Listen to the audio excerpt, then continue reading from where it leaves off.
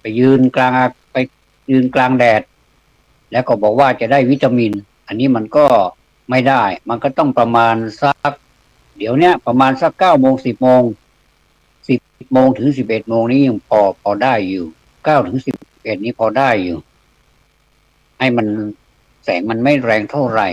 แม้แต่พืชนะครับพืชมันก็ต้องหาแสงเราสังเกตดูนะครับเวลาพืชที่มันอับแสงเนี่ยมันจะงองิกมันจะไม่ค่อยแจ่มใสมันจะไม่ค่อยโตมันจะไม่ค่อยร่าเริงทีนี้มันพอมันไม่ร่าเริงแล้วมันก็แสงมีที่ไหนมันก็ตามหาแสงบางทีปลูกพืชที่มันมีความใหญ่พอๆกันอีกต้นหนึ่งรู้สึกว่ามันจะสุขภาพมันไม่ค่อยดีเท่าไหร่หรอกแต่อีกต้นหนึ่งนั้นแข็งแรงมากเลยแล้วก็มีกิ่งก้านสาขาใบโดกหนาเขียวขจีเลยทีนี้เราพอดีเราเอาไปปลูกใกล้ๆกันบางทีเราก็ไม่ได้ตั้งใจนะครับว่ามันจะออกมาทีนี้มันออกมาเราก็ดูแลมันก็จะเติบโตขึ้นมาแต่ว่าสังเกตดูนะครับว่าอีกต้นหนึ่งที่มันสุขภาพไม่ดีนั่นนะครับมันก็พยายามหนีเนื่องจากว่าต้นใหญ่น่ะมันมีอิทธิพลต่อการเป็นอยู่ของมันเราก็เลยจัดการมันซะเลยที่บ้านก็มีเหมือนกันอย่างต้นมะยมนี่ผมปลูกไว้ตั้งแต่ประมาณสักคืบกว่าแต่ตอนนี้มันขึ้นสูงประมาณ2 เท่าตัวของผมเนี่ยนะครับแต่ว่ามันไปอยู่ใกล้ต้นดอกต้นหนึ่งซึ่งมีกิ่งก้านสาขามากใบทึบใบหนาเลยโอ้สวยงามมากเลยแต่ว่าเอาไปใช้การอะไรก็ไม่รู้แต่ว่าก็ยังพอมีประโยชน์อยู่บ้างก็คือเป็นร่มให้เราได้ยินบ้างแต่ว่ามะยมก็มีความสำคัญแต่ถ้าว่ามันจะหนีต้นมันจะงอทีนี้ผมก็ดึงต้นมันมาก็เอามาผูกติดกับต้นดอกที่ว่านั้นไว้ก็ทำให้ต้นมันตรงตอนนี้ก็สะกิ่งมันนะครับก็ตัดกิ่งมันแต่งกิ่งต้นดอกที่ว่าเนี่ยนะครับให้มันอย่าไปครอบงำต้นมะยมมากนักก็พอตัดกิ่งแต่งกิ่งเรียบร้อยแล้วก็ดูแล้วก็รู้สึกมะยมมันชื่นใจผมว่าคิดว่าคงจะเจริญเติบโตขึ้นเป็นประโยชน์นะครับมะยมนี่โบราณท่านบอกว่าปลูกมะยมนี่มันเป็นสิ่งที่ดีผมก็เชื่อไว้ก็ดีเหมือนกันเพราะว่าชื่อมันก็เพราะนะเป็นที่นิยมก็ว่ากันไปแล้วแต่ใครจะเชื่ออย่างไรนะครับผมมาพูดถึงเรื่องของความเกิดมาเป็นคนดีกว่าว่าเพราะเราเป็นคนเราต้องพูดคนเกิดมาเป็นคนนี่มันจะมีอยู่2 แง่เกิดมาเป็นคนที่มีลักษณะครบถ้วนเนี่ยนะมันจะมีอยู่2 แง่คือ1นะแง่ที่1นี่เป็นแง่ดีนะ1นี่มีโชคดีมากในชั้นแรกเนี่ยนะครับคือชั้นที่1เนี่ยเพราะว่าสะดวกสบายในการใช้ตัวตนของเราเนี่ยทำประโยชน์บางทีก็ทำประโยชน์บ้างไม่ทำประโยชน์บ้างทะเลถลายบ้าง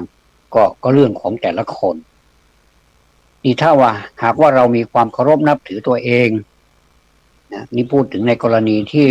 คนนับถือตัวเองเนี่ยถ้านับถือตัวเองได้นี่คนอื่นนี่เราก็นับถือนะแต่ถ้าประมาทตัวเองนะไม่นับถือตัวเองเนี่ยดูถูกตัวเองว่าตัวเองไม่มีความสามารถที่จะทำอะไรที่มันรู้สึกว่ามันยากมันไม่ง่ายเนี่ยถ้าคนเรานี่มักจะทำอะไรที่มันง่ายๆถ้าท้าทายหน่อยก็รู้สึกว่าอึดอัดแน่นเฟ้อไม่สดใสไม่ร่าเริงนะถ้ามีความเคารพนับถือตัวเองเนี่ยก็จะระมัดระวังในที่นี้ก็หมายถึงว่าตัวตนของเราเกิดมาได้เนี่ยมันยากหนากว่าที่จะเกิดออกมาได้เนี่ยแล้วก็มาแบบครบด้วยเนี่ยนะครับก็ยิ่งยากเข้าไปอีก นี่พอโชคชั้นที่สองโชคชั้นที่หนึ่งก็นับถือตัวเองเนี่ยโชคชั้นที่สองนี่ มีโชคชั้นที่หนึ่งเป็นต้นทุนอยู่แล้วนะครับบวกกับการระมัดระวังในการใช้ชีวิตรักษาสุขภาพให้แข็งแรงเห็นหลายท่านรักษาสุขภาพแข็งแรงออกกำลังกายทุกวันมีเพื่อนหลายท่านหนึ่งน่ารักมากๆเลยนะออกกำลังกายทุกวันแล้วก็ไลน์มาทุกวันว่าวันนี้ไปออกกำลังกายสถานการณ์เป็นอย่างไรบ้างจะเป็นตัวเลขอยู่ในกราฟนั่นเลยนะครับก็ผมก็แสดงความชื่นชมทุกวันก็เป็นการรักษาสุขภาพร่างกายแข็งแรงที่สำคัญนะครับแล้วก็การศึกษาก็เข้าขั้นการศึกษาก็เข้าขั้นไปต่อได้ในระดับสูงสูงขึ้นเท่าไหร่ก็ไปได้จบมาแล้วได้งานทำโดยใช้ความรู้ความสามารถเต็มกำลังมีสมรรถภาพมีสมรรถนะเจริญก้าวหน้าในสายงานฐานะมั่นคงเมื่อมีการงานทำดีแล้วตัวเองก็มีสุขภาพดีแล้วก็ไม่ระมัดระวังในการใช้ชีวิตอันนี้ก็จะนำมาซึ่งฐานะอันมั่นคงครบถ้วนนะครับโชคชั้นที่สามเมื่ออุดมสมบูรณ์ครบถ้วนในโชคชั้นที่หนึ่งแล้วก็สองแล้วเนี่ยชั้นนี้เรียกว่าชั้นเผื่อแผ่ ทำไมถึงเรียกว่าเผื่อแผ่เราไปศึกษาธรรมะเราก็มันไม่มีในตำรานี่นะแบบนี้นะแต่เราก็คิดขึ้นมาได้ว่ามันอยู่ในธรรมะนั่นแหละแต่เราเอามาตีแผ่ได้ทุกลักษณะแหละเรื่องของธรรมะนี่ไปได้ทุกเรื่องเลยเมื่อมันอุดมสมบูรณ์ครบถ้วนในชั้นที่หนึ่งและที่สองแล้วเนี่ยอันนี้เป็นชั้นที่สำคัญแล้วก็ทำได้ไม่ง่ายนักนะครับถ้าทำได้แม้จะไม่ทำก็ไม่มีอะไรผิดไม่มีใครว่าให้เพราะว่าเราไม่ได้ทำผิดอะไรแต่ถ้าสามารถทำได้ก็ยิ่งดีเพราะว่าคนเรานั้นอยู่ด้วยน้ำใจซึ่งหยิบยื่นให้กันและกันมากบ้างน้อยบ้างตามฐานะถึงแม้ว่าจะไม่ได้มีอะไรมอบให้กันเป็นสิ่งของแต่ว่ามอบความรู้ความสามารถมอบธรรมะมอบข้อคิดการเตือนสติกันนี่ก็ถือว่าโอ้โหบุญแล้วนะครับถือว่าเป็นการธรรมทานธรรมทานสัพพทานังธรรมทานังชินาติแล้วก็ถ้าสามารถทำได้มันก็ยิ่งดีคือการศึกษาการงานฐานะชื่อเสียงเพียบพร้อมก็มีความเมตตาต่อคนที่ทุกข์ยากเจ็บป่วยให้เขาเหล่านั้นได้มีที่พึ่งแบ่งปันให้เขาอิ่มบ้างเพื่อแผ่ให้เขาอุ่นบ้างนะครับที่เราทำกันมานะเห็นหน่วยงานกุศลสาธารณกุศลหลายหน่วยงานก็ชื่นชมแสดงว่าอยู่ในขั้นนี้แหละอยู่ในขั้นเผื่อแผ่นี่แหละเนี่ยทำได้แม้แต่ตัวเราเองไม่มีความสามารถที่ทำได้เพราะว่ามันต้องใช้แรงเยอะแล้วก็ทุนสูงก็มารวมตัวกันคนนั้นก็มีฐานะคนนี้ก็มีฐานะแล้วก็เป็นพวกเดียวกันเป็นทีมเดียวกันที่จะไปช่วยเหลือเพื่อแผ่ว่าคนตกทุกข์ได้ยากคนที่ประสบภัยคนที่มีหมดหนทางที่จะต่อไปก้าวต่อไปได้ในชีวิตหมดหวังแล้วหมดหวังทั้งหมดแล้วไม่มีอะไรเหลือแล้วอย่างเนี้ยเราไปชุบชีวิตก็เหมือนกับไปชุบชีวิตเขาให้มีชีวิตใหม่ขึ้นมาบางคนก็รุ่งเรืองขึ้นมาจากที่เคยท้อถอยย่อท้อต่อชีวิตก็ไม่มีอะไร เหลือแล้วก็อยากจะจากโลกนี้ไปโดยที่ว่าคิดไม่ออกบอกไม่ถูกว่าจะทำอย่างไรต่อไปมันหมดเนื้อประดาตัวแล้วอย่างเนี้ยนะครับนะผมว่าก็มีพวกเราเนี่ยนะพวกเราเนี่ยหลายคนก็คิดเหมือนกันเรื่องนี้นะครับว่าบางทีเราไปพบทางตันไม่มีทางออกจะไปบอกให้ใครก็ไม่ไม่รับทราบหรือว่ารับทราบแล้วเขาก็บอกว่าสู้ต่อไปเถอะเนี่ยเราก็เต็มที่แล้วนะสู้ทีนี้เราก็มานึกได้ว่าเราเขาใช้ให้สู้ต่อไปเราก็เลือดนักสู้อยู่แล้วเราก็ไม่เห็นจะยั่นอะไรไม่เห็นจะแปลกอะไรที่เราจะสู้อีกสักตั้งสองตั้งให้มันรู้แล้วรู้รอดไปเลยว่ามันเป็นอย่างไรเราก็สามารถที่จะก้าวข้ามผ่านพ้นไปได้เดี๋ยวนี้มันเป็นหมูไม่กลัวน้ำร้อนคืออย่างไรก็ได้มันมาในรูปแบบไหนเราก็สู้ได้แต่ก็ไม่ได้ทะนงตัวไม่ได้ประมาทก็เราแวดระวังอยู่เสมอมีสติสัมปชัญญะธรรมะของพระพุทธเจ้าเลยใช้ได้จริงๆนะครับถ้ามันเป็นถ้าเราไปบอกให้ใครนี่ใครก็ไม่เชื่อหรอกแต่ว่าถ้าเรามาเจอด้วยตัวของเราเองและนำมาประพฤติปฏิบัติจริงๆเนี่ยได้เนี่ยมันเป็นโอสถนะโอสถก็คือยานะครับตอนนี้เราเป็นโรคอะไรก็ไม่รู้เนี่ยนะโรคขั้นเนื้อขั้นตัวโรคจิตฟั่นเฟือนจิตฟุ้งซ่านจิตไม่อยู่ในร่องในรอยไม่อยู่กับเนื้อกับตัวเนี่ยพอได้ธรรมะของพระพุทธเจ้ามาเนี่ยหยิบอันไหนมาก็เป็นโอสถหมดเลยเป็นยาหมดเลยแล้วแต่ว่าเราจะเป็นโรคอะไรเราเป็นโรคหงุดหงิดใช่ไหม เราเป็นโรคไม่มีทรัพย์ใช่ไหมก็พระพุทธเจ้าก็สอนให้เรามีทรัพย์ใครไม่มีทรัพย์บ้างเนี่ยลองเอาคาถาของพระพุทธเจ้าไปท่องดูสิมันมีทรัพย์ขึ้นมาถึงแม้ว่ามันจะมีทรัพย์ไม่มากนักพอเลี้ยงตัวได้เนี่ยนะก็ดีแล้วล่ะก็ยังดีกว่าไม่มีอะไรก็ค่อยๆขยับขยายไปเหมือนกับคนเมื่อก่อนนี่หน้าบ้านนี่มีเขาเรียกว่ามีที่ค้าขายสักหน่อยหนึ่งเขาเรียกว่าเป็นเพลิงเป็นเขาเรียกว่าให้มันสะใจหน่อยก็เป็นเพลิงหมาแหงนบ้านเราก็เรียกว่าตูบหมาแหงนเป็นตูบกาดเล็กๆมีอะไรก็เอาไปวางขายพอเก็บตังค์ได้ก็เก็บใส่ออมสินไว้ใส่กินบ้างเนี่ยกินบ้างเก็บบ้างกินบ้างเก็บบ้างก็สลับกันไปก็ปรากฏว่าได้ประโยชน์ทั้งสองอย่างในปัจจุบันก็ไม่อดอยากในอนาคตก็มีที่เก็บก็เก็บพ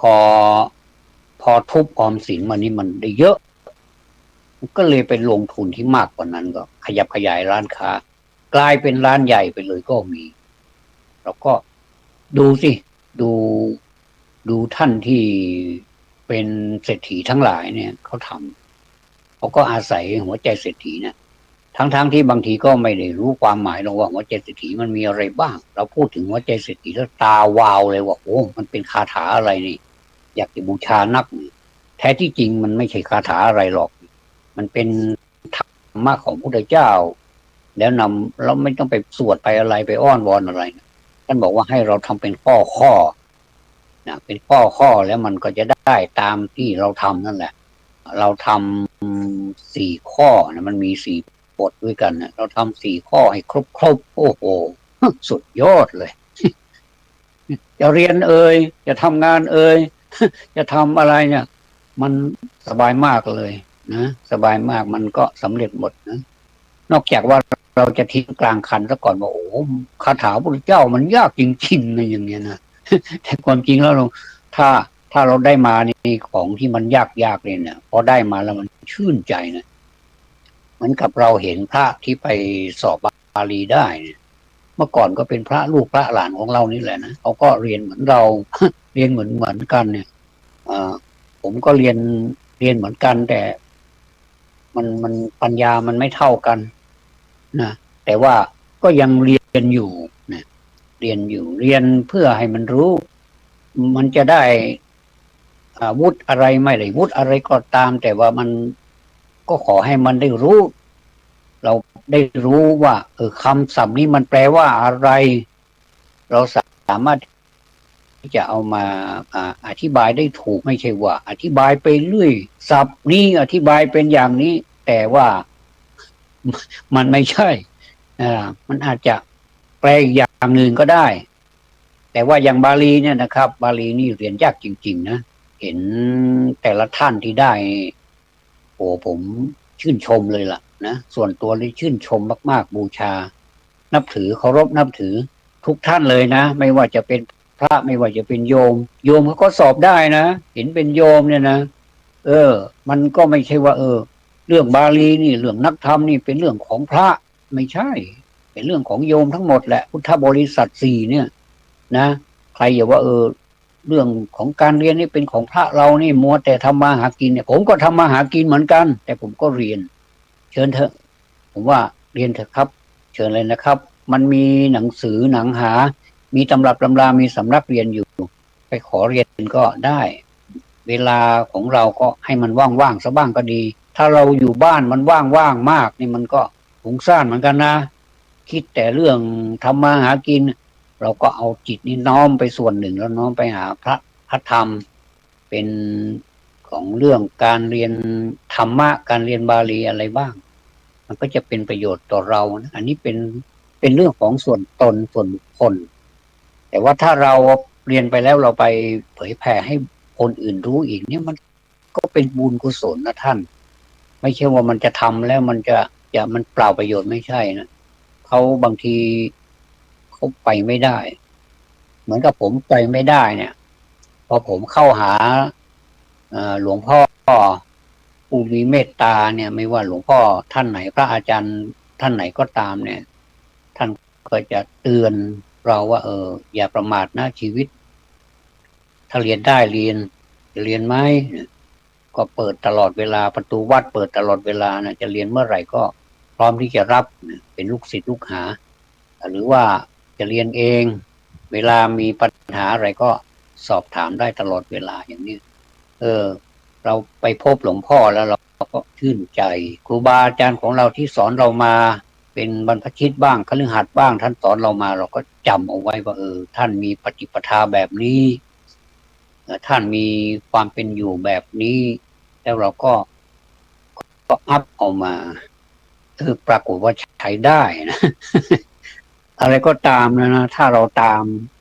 ามคนที่เขาเดินไปข้างหน้าเนี่ยเขาไปไม่ไปแบบไร้สติเตะโน่นเตะนี่ คือเวลาไปเจออะไรที่มันแบบไม่นั่นเขาก็จะหลีกจะเลี่ยงอาจจะก้าวข้ามไปเราถ้าตามบุคคลเช่นนี้ไปเราก็จะเลี่ยงตามท่านอันไหนที่ควรจะเก็บเอาไว้เราก็เก็บอันไหนที่ไม่ควรเก็บเราก็ไม่เก็บอย่างเนี้ยเป็นคนที่รักษาอารมณ์ได้แล้วก็สามารถที่จะรักษาตัวรอดได้ภาษาไทยเขาเรียกว่ารักษาตัวรอดเป็นยอดดีแต่คำว่าเป็นยอดดีนั่นก็คือเราเป็นคนดีในสายตาของตัวเองว่าตัวเราเป็นคนดีคนอื่นเขาจะมองเราว่าเป็นคนไม่ดีก็เป็นเรื่องของเขาเขาจะชื่นชมเขาจะนินทาอะไรก็ไม่ค่อยใส่ใจมากนักอย่างที่บางทีชื่นชมบางทีชื่นชมนะแต่ว่ากลับเป็นพิษอีก นะถ้าชื่นชมเนี่ยมันเป็นพิษได้เพราะว่าบางทีเราไม่รู้นะเราไม่รู้ว่าเราเป็นอย่างไรเราก็มีอำนาจมีหน้าที่เราก็ทำไปตามอำนาจหน้าที่บางทีมันก็ทำเพลินอาจจะเกินเขาเรียกว่าเกินเบอร์เลยเถิดไปก็เราก็ไม่รู้เป็นเรื่องดีเรื่องร้ายก็ไม่รู้เราก็ว่ามันดีแล้วคนที่คอยมาประจบเราก็บอกว่าดีตลอดเนี่ยนะพอมารู้ทีหลังนี่เสียใจเหมือนกันนะเสียใจแทบแย่เหมือนกันว่าโอ้สิ่งที่เราฟังคนมาบอกว่าเราดีนะมันไม่ดีเลยก็ต้องเปลี่ยนกลยุทธ์ใหม่ เหมือนกับอะไรอ่าเหมือนเหมือนกับประเทศจีนประเทศจีนที่มีผู้นำในสมัยนั้นก็คือท่านประธานเหมานะประธานเหมาเจ๋อตุงซึ่งเป็นคนที่ประชาชนรักใคร่นับถือมากเนี่ยแล้วก็ในที่สุดนี่ประเทศจีนนี่ก็ปฏิวัติขึ้นมาปฏิวัติขึ้นมาอย่างที่ว่าอุตลุดเลยว่างั้นเถอะนะอุตลุดเลยอ่าก็คือปฏิวัติเรื่องของการเกษตรก่อนปฏิวัติเรื่องของการเกษตรก่อนท่านประธานเหมาก็ใช้วิธีเอาพัดลมเนี่ยใช้วิธีเอาพัดลมเนี่ยไปเป่าทุ่งนาไปเป่าทุ่งนาให้มันแบบให้มันเป็นเกษตรกรรมนะครับประเทศจีนเนี่ยมันเป็นเกษตรกรรมอ่าจะมีการเปลี่ยนแปลงอ่าประเทศนะแล้วก็ในที่สุดก็ใช้พัดลมเนี่ยไปเป่าทุ่งนาเพื่อจะให้ข้าวในนานี่ออกรวงสวยสมบูรณ์แต่ด้วยเหตุว่าทำแล้วมันไม่ได้ผลก็เลยเสียหายนะก็เลยเสียหายนะคือประเทศจีนนี่เป็นประเทศที่แบบเจริญแบบก้าวกระโดดนะแบบก้าวกระโดดแล้วก็ต่อมาก็มาเรื่องของอุตสาหกรรมอีกบอกว่าเหล็กเนี่ยมันขายดีเหล็กนี่มันจะทำยังไงท่านก็มาให้นักเรียนมาขุดหลุมเพราะขุดหลุมเป็นแบบเป็นบริเวณกว้างในบริเวณที่โรงเรียนนักเรียนมัธยมเนี่ยแล้วก็ก่อไฟขึ้นมาก่อเตาขึ้นมาแล้วก็มีทัพพีมีอะไรที่ไม่ได้ใช้อ่ะทางบ้านเนี่ยไม่ได้ใช้อ่ะก็นำไปเผาไปหลอมแต่เนื่องจากว่าความร้อนมันไม่เพียงพอมันไม่ได้มาตรฐาน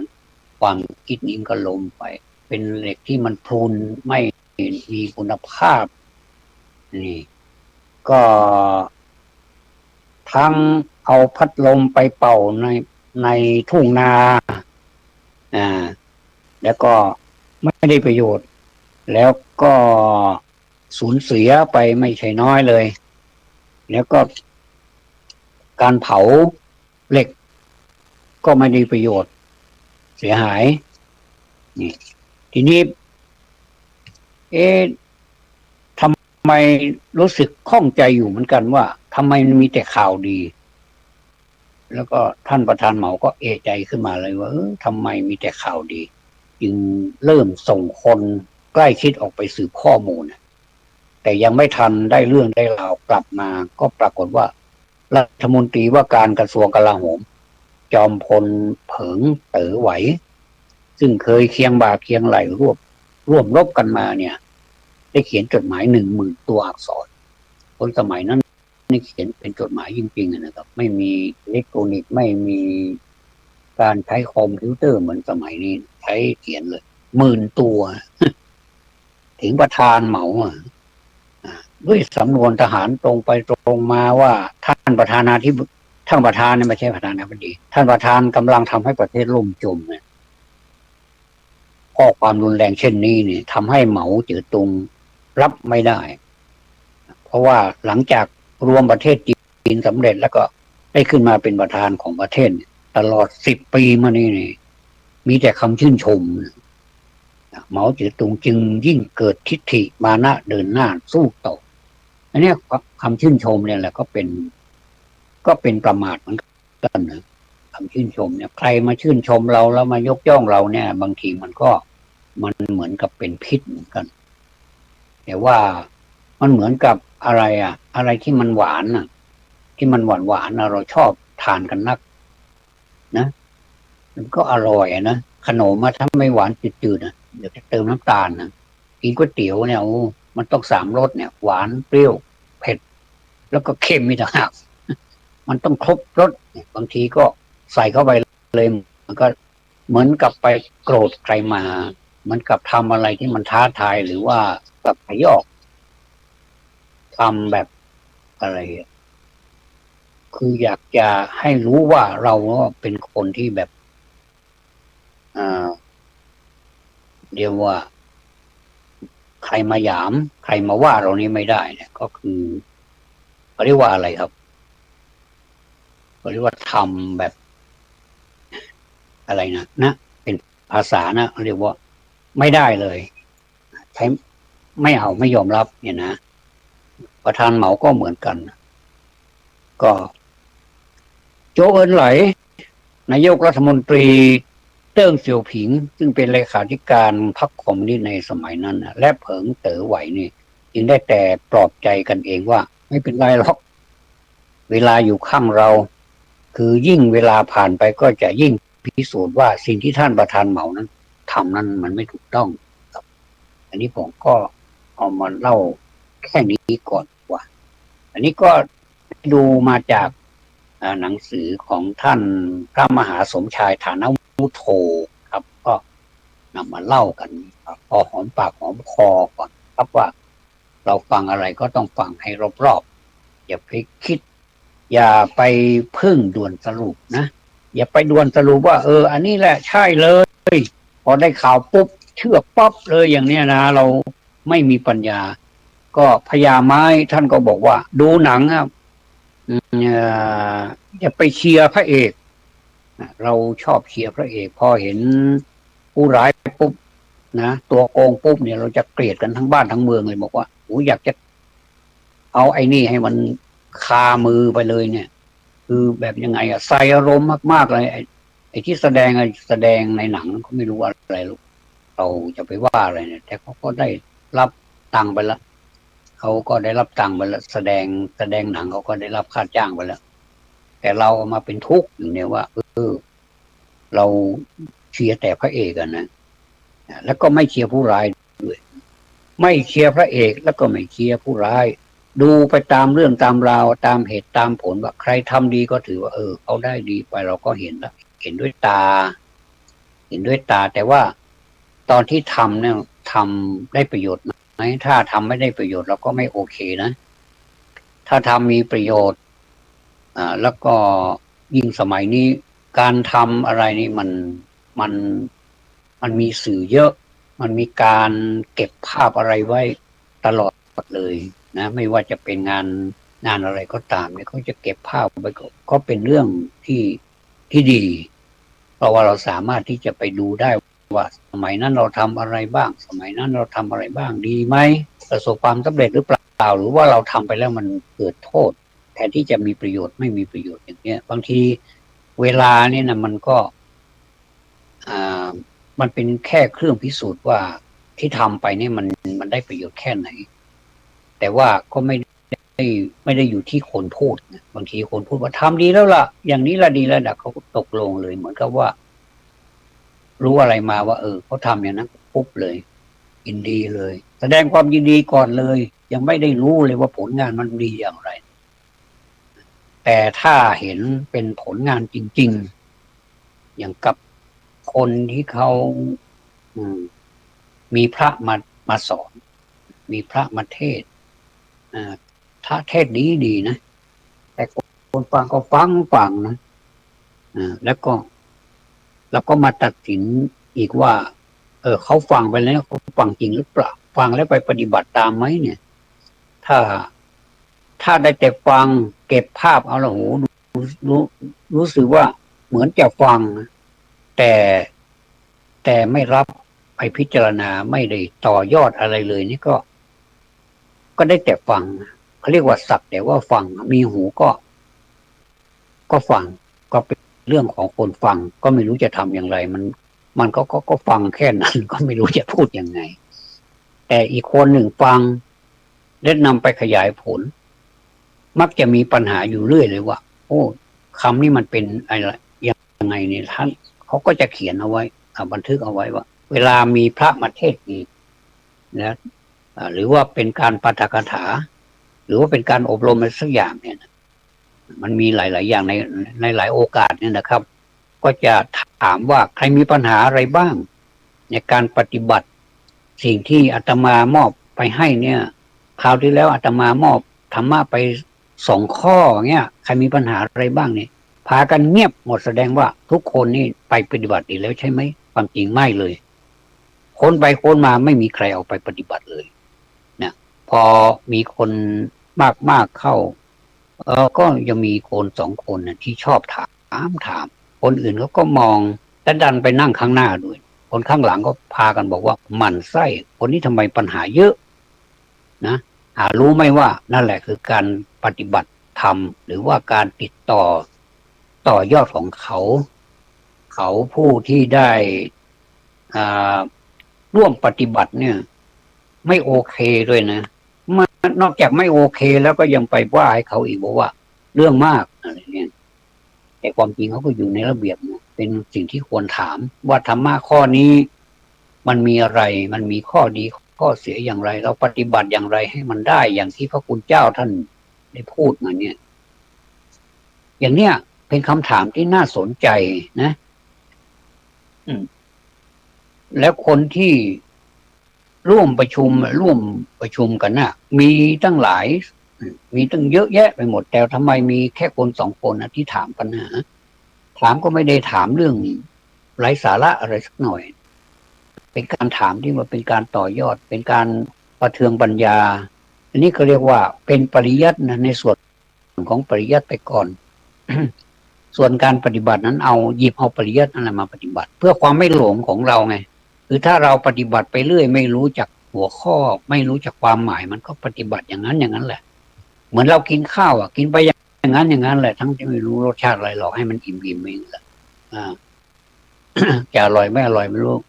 เก็บใส่ปากแล้วก็น้ำก็กลืนลงไปเลยมียาหลังอาหารก็กินยาหลังอาหารก็ไปก็หมดเสร็จพิธีแล้วเอวังเลยอย่างเงี้ยมันก็ไม่ชีวิตนี่มันก็ไม่อร่อยนะ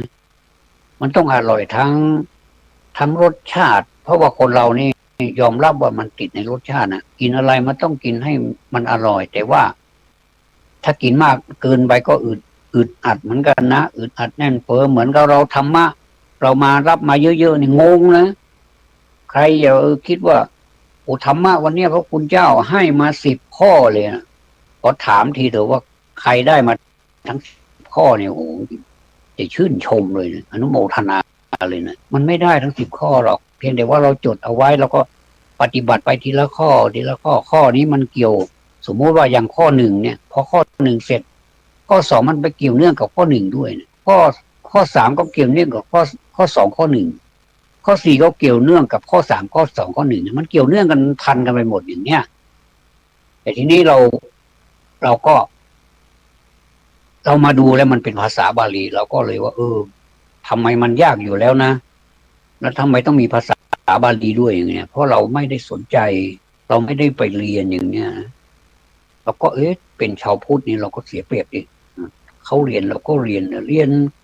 ซื้อมาเรียนที่บ้านก็ได้เรียนด้วยตนเองก็มีหนังสือเยอะแยะถ้าไปดูในหนังสือในร้านหนังสือถ้าไม่มีในร้านหนังสือก็ร้านขายสังฆทานที่ท่านไปซื้อผ้าไตรจีวรผ้าอะไรนะที่มาทำเกี่ยวกับศาสนาพิธีนั่นแหละเหลือบไปดูหนังสือซะบ้างก็ดีเหมือนกันนะผมนี่เข้าไปในร้านสังฆทานเนี่ยผมจะไปซื้ออังสะแท้ๆอังสะสักตัวหนึ่งเนี่ยอังสะเนี่ย หรือว่าผ้าไตรสักชุด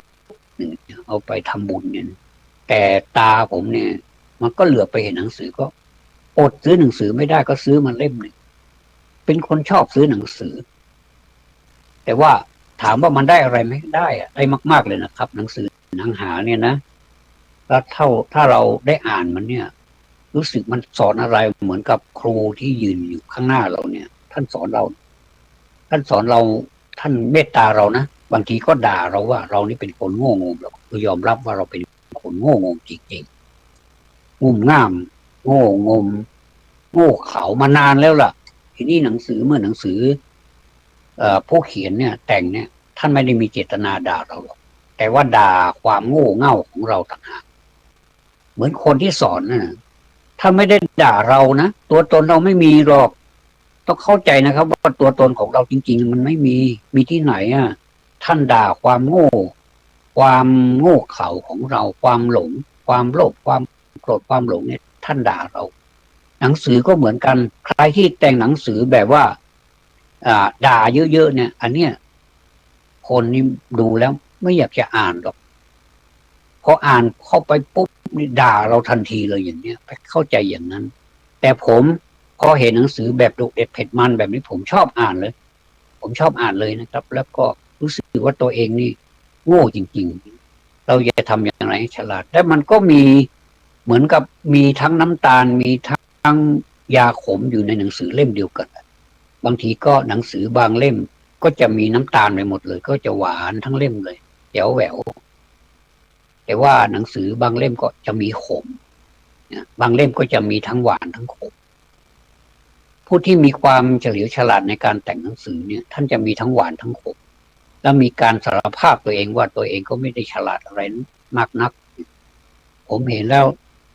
ผู้แต่งหนังสือเนี่ยมีหลากหลายเหลือเกินบางหลายท่านเนี่ย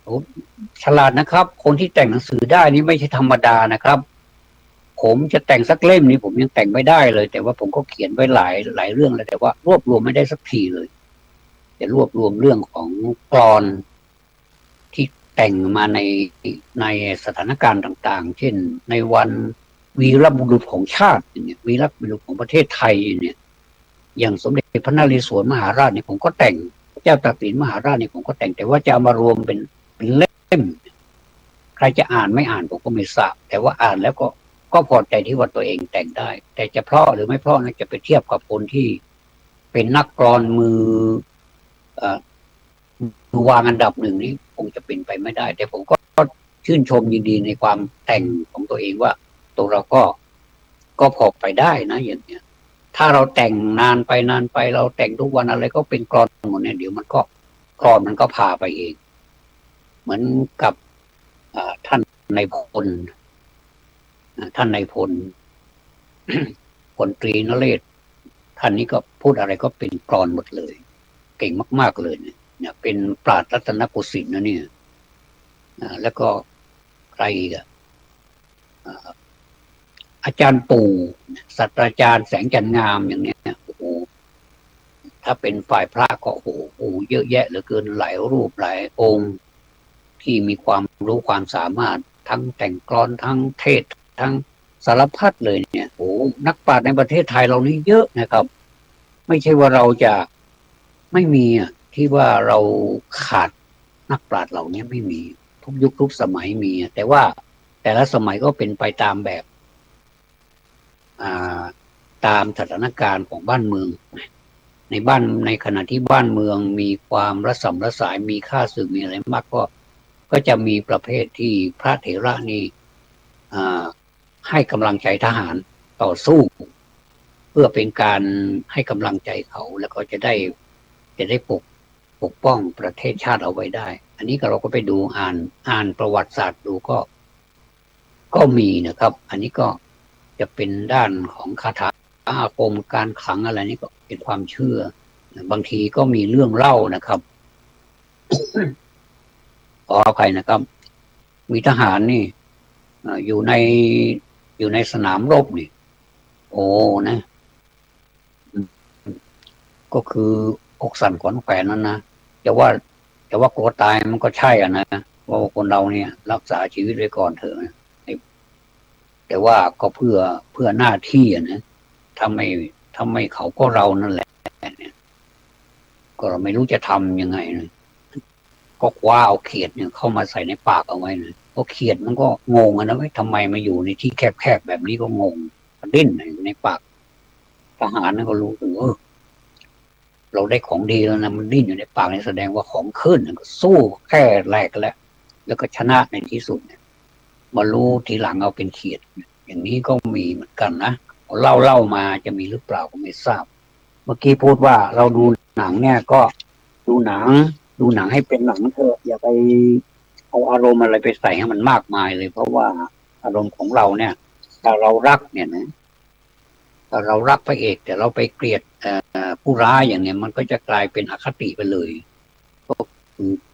เมื่อเรารักแล้วก็เรียกว่าฉันทากติก็จะรักแต่พระเอกนะพระเอกจะทำผิดทำถูกอะไรก็อยู่ในข้างพระเอกตลอดก็ไม่ดีอีกเป็นอคติอีกทีนี้ถ้าพระเอกมันทำผิดเนี่ยเราก็ว่าพระเอกทำผิด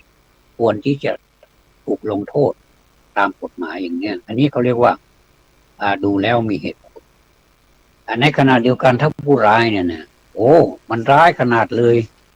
มันร้ายขนาดจนที่ว่าน่าเกลียดทุกสิ่งทุกอย่างทุกอิริยาบถนี่มันแบบหมั่นไส้มันจริงๆเนี่ยนะ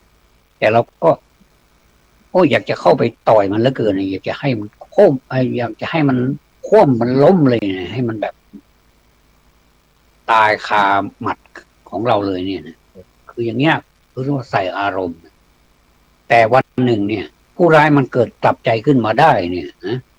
มีคนตกน้ำเนี่ยนะเราก็นึกผู้ร้ายนี่จะไปซ้ำเติมหรือว่าไปกดหัวให้มันตายไปเลยเนี่ยมันไม่ใช่เขาไปช่วยคนตกน้ำให้มันพ้นขึ้นมาได้เนี่ยถามเธอว่าเราจะขอบคุณผู้ร้ายไหมเนี่ยตามเป็นจริงที่เราเห็นเนี่ยเราก็ต้องขอบคุณนะว่าขณะเขาเป็นผู้ร้ายเขายังช่วยคนแสดงว่าจิตใจจริงๆของเขานี่ไม่ใช่เป็นผู้ร้าย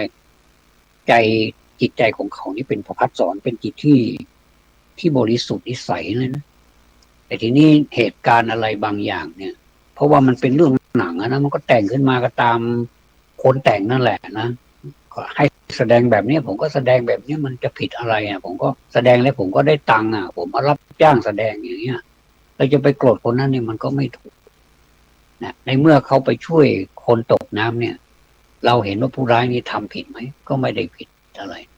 และหนำซ้ำนี่เขาเป็นผู้ร้ายแท้ๆแต่ว่าทำไมเขาช่วยคนได้อันนี้เราต้องให้เครดิตเขานะว่าทำไมผู้ร้ายนี่กลายเป็นผู้ดีไปได้ทำไมพระเอกกลายเป็นผู้ร้ายไปได้ก็ไม่แน่หรอกนายนะเพราะฉะนั้นนี่ดูไปเรื่อยๆตามเหตุตามปัจจัยที่มันเกิดขึ้นก็หมายความว่าผมกำลังสื่อถึงบุคคลที่ได้รับตำแหน่งแล้วก็ดีหรือว่าไม่ได้รับตำแหน่งอะไรก็ดีเนี่ยทำไปตามหน้าที่ของท่านนะเราเป็นประชาชนเราก็มองดูอยู่ท่านทำอะไรบ้างไม่ทำอะไรบ้างนะสมัยนี้ยิ่งตบตากันได้ยากมากเลยใครทำอะไรที่ไหนเมื่อไหร่นี่มันจะมีหลักฐานเก็บไว้หมดเลยเพราะฉะนั้นนี่ประชาชนเนี่ยเป็นเจ้าของประเทศโดยแท้จริงแต่ว่าเจ้าของประเทศต้องระมัดระวังนะว่าใครมาทำให้บ้านเราเสียหายใครมาดูถูกเราเนี่ยเราก็รู้นะว่าเขามาดูถูกเราอันนี้ก็จะโอเคบ้างไม่โอเคบ้างเพราะว่าเราเป็นเจ้าของบ้านเนี่ยอย่างขโมยเข้าบ้านของเราเนี่ยนะเราจะเปิดประตูบ้านให้รับมันเข้ามาเธอมีอะไรก็รับไปเธออย่างนั้นหรือมันก็ไม่ใช่แสดงว่าเราคิดผิดแล้วนะแต่ว่าถ้าทันทีที่ขโมยเข้าบ้านเราเนี่ยเราจะทำอย่างไรถ้าเราสู้ไม่ได้เราก็แจ้งตำรวจได้ไหมหรือว่าเราก็มีวิธีการอะไรสักอย่างที่จะจัดการกับขโมยนั้นอันนี้เก็บไว้ให้คิดนะครับผมก็พูดไปพูดมาเวลาก็9:49 นาทีนะทีนี้เดี๋ยวไปต่อก่อนว่าเมื่อกี้นี้เกิดมาเป็นคนมีลักษณะครบถ้วนนี่พูดถึงในแง่ดีไปแล้วล่ะนะในแง่ดีอีกแง่หนึ่งก็คือเป็นคนเนี่ยเราเป็นคนเนี่ยเราได้ก่อกำเนิดเกิดที่หมู่บ้านบ้านเลขที่เราก็จำได้สำเนาทะเบียนบ้านเราก็จำได้บัตรประชาชนก็เราก็ถ่ายก็อยู่บ้านเกิดเมืองนอนถึงแม้ว่าตัวเราจะไปอยู่ที่ไหนก็ตามนะแต่ว่าเราก็ยังอยู่ที่นี่ในบ้านเกิดเมืองนอนของเรานี้เรียนจบแต่การงานดีมีชื่อมีเสียงเรื่องลือกลับมาบ้านเพื่อดูแลผู้มีอุปการะ ผู้มีอุปการะนี่ที่เป็นภาษาธรรมะก็เรียกว่าเป็นบุพการีก็มีบิดามารดาเป็นต้นปู่ย่าตายายก็ใช่ทำนั้นครูบาอาจารย์และในฐานะในฐานะที่ตัวเองเนี่ยเป็นกตัญญูกตเวทีกตัญญูแปลว่ารู้นะรู้บุญคุณบุญคุณของบิดามารดาบุญคุณของครูบาอาจารย์ปู่ย่าตายายเนี่ยเราก็หาโอกาสตอบแทนบุญคุณเขาเรียกว่าการตอบแทนบุญคุณนี่เรียกว่ากตเวทีเห็นไหมครับและยังมีมีจิตเป็นกุศลด้วยมีจิตเป็นกุศลดูแลชุมชนบ้านเกิดเมืองนอนตัวเองเป็นคนที่น่ายกย่องสรรเสริญเป็นอย่างยิ่งก็มีนะผมก็เห็นหลายท่านเนี่ยถึงแม้ว่าจะไปอยู่ถึงเมืองนอกเมืองนามาได้ถ้าในประเทศเราก็เมืองหลวงกรุงเทพเนี่ยนะก็นำความเจริญมาสู่หมู่บ้านด้วยวิธีใดวิธีหนึ่งก็น่ารักดีนะครับแง่ที่สองนะแง่ที่สองก็คือเกิดมาแล้วประมาทในหลายกรณีก็จะเท่ากับมีทุนมาเต็มเลยนะทุนเนี่ยมาเต็มเลยเหมือนกับเราลงทุนมาเนี่ยเราลงทุน 1,000 บาทเนี่ยนะแต่ว่าทำไมทุนหายกำไรหดหมดเลยเนี่ยนะ 1,000 บาทวันนั้นเนี่ยทำไมมากลาย0 บาทในวันนี้ได้กลายเป็นคนไม่มี 1,000 เนี่ยแทนที่ 1,000 นี่จะกลายเป็นหมื่นเป็นแสนไม่มีนี่ก็จะเรียกว่าเป็นคนที่มีทุนมาเต็มแต่มาใช้ทุนแบบสุรุ่ยสุร่ายหมดเลยสุรุ่ยสุร่ายในที่นี้หมายถึงไม่ระมัดระวังเลินเล่อเผลอตนไม่ค่อยมีสติจนในที่สุดไม่มีอะไรเป็นการต่อยอดในคราวต่อไปอีกก็อาจจะไร้ที่พึ่งอย่างที่น่าเสียดายไปเลยก็มีแต่ถึงกระนั้นก็ตามนะครับถ้าหากว่าเรารู้อย่างนี้แล้วเราก็กลับตัวกลับใจได้ใหม่เนี่ยมีนะโจรเนี่ยกลับใจเลยแล้วเราทำไมไม่กลับใจเราเป็นคนเกียจคร้านเราก็ขยันเราเป็นคนที่ไม่มีความคิดเราก็มีความคิดเราไม่เป็นคนที่ไม่ชอบฟังอะไรเลยเราก็ฟังซะหน่อยฟังแล้วก็มาพิจารณาแล้วเอามาทำต่อดูซิเอาเป็นอย่างไรเนี่ยไม่เสียหายอะไรหรอกครับมีแต่ได้กับได้ถ้าเป็นบุคคลที่มีสภาพเป็นนักบวชล่ะนี่ก็อดไม่ได้จริงๆเพราะว่าเดี๋ยวนี้มีเรื่องราวของนักบวชมาเยอะเลยนะทั้งที่ชื่นชมแล้วก็หาความชื่นชมไม่ได้นะภาระของนักบวชนี่ต้องหนักไปมากต้องหนักไปมากอีกไปมากกว่าคฤหัสถ์ก็ต้องดูแลตัวเองเนี่ยดูแลตัวเองเป็นหลักนะที่บวชเข้าไปแล้วนี่ไม่ใช่ว่าไม่ดูแลตัวเองไม่ใช่ว่าเคร่งขรึมในวันบวชเท่านั้นนะนอกจากนั้นก็ปล่อยปละละเลยไม่ใช่นะครับเพราะว่าดูแลตัวเองแล้วยังไม่พอก็มีเพราะว่าอะไรเพราะว่ามีเพศแตกต่างกันอย่างสิ้นเชิงแตกต่างกับบรรพชิตอย่างสิ้นเชิงมีผ้าอยู่ชุดเดียวสีเดียวแต่มีห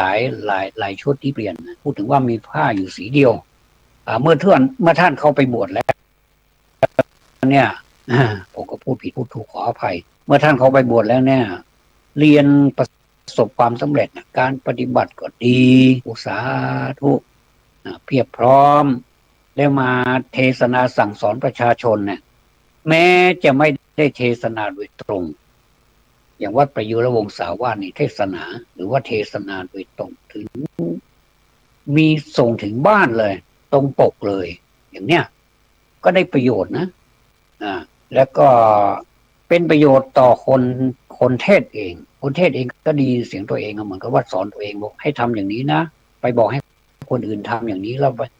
าไม่ทำอย่างที่เราพูดเนี่ยมันน่าละอายนะอย่างเนี้ยมีหิริโอตตัปปานะอย่างเนี้ยมันก็ได้ประโยชน์นะเพราะทันทีที่พูดเนี่ยผมได้ยินเสียงตัวเองเนี่ยผมกำลังพูดอะไรเนี่ยผมกำลังสาธยายธรรมะเนี่ยถ้าทำไม่ได้อย่างนั้นจริงๆสอนไม่ได้จริงๆบอกว่ายังไงมันก็ไม่ได้เพราะว่าไม่ถนัดเลยอย่างเนี้ยมันก็มีนะก็ถ้าเป็นอย่างนั้นแล้วก็ทำให้ดูเป็นตัวอย่างก็นับว่าดีแล้วอันนี้ก็สาธุอีกในอดีตเนี่ยพระเนี่ยไม่จำเป็นต้องเก่งนักเนี่ยแต่ว่าดูแลตัวเองได้แล้วก็สามารถสอนคนอื่นด้วยการปฏิบัติให้เห็นได้ก็มีตั้งเยอะแยะจนตลอดทุกวันนี้เราก็ยังเห็นกันอยู่แม้ว่าท่านจะลาลับไปแล้วก็ตามล่วงลับไปแล้วก็ตามแต่ว่าก็ยังมีให้เห็นอยู่ ดังนั้นนะครับ วันนี้ผมก็พูดถึงหลายๆเรื่องนะเกิดมาเป็นคนที่มีลักษณะครบถ้วนเป็นสองแง่ทั้งดีทั้งไม่ดีรวมไปถึงบุคคลที่มีสภาพเป็นนักบวชเป็นอย่างไรบ้างแต่ก็ยกตัวอย่างมาประกอบก็คงจะเป็นประโยชน์แก่ท่านผู้ฟังนะครับธรรมะสวัสดีครับ